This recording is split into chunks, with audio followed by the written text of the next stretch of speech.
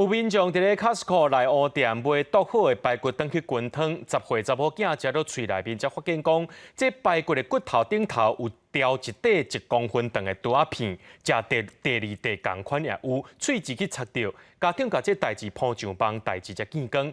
这寡肉是对屏东的食品厂来的，台北市卫生局有交予屏东卫生局来稽查，而且也讲会加强管理。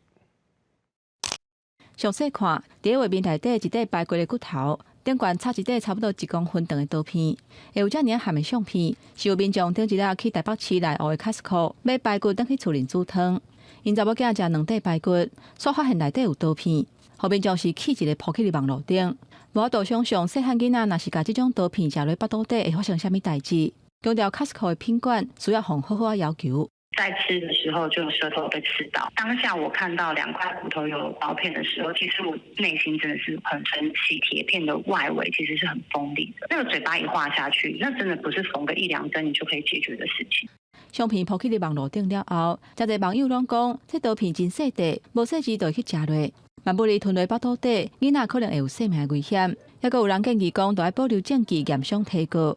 代志发生了后 ，Costco 发声明回应讲。 厂商甲排骨切做过包装了后，就送去卖场卖。初步检判，伫骨头顶悬的物件，可能是寄排骨机器顶悬的刀片。毋过为保养维修表顶悬来看，并无看到设备有损害。台北市卫生局查到甲消保官等等的单位，做伙去 Costco 内湖门市稽查。 依照业者表示，目前只接到1件的客诉。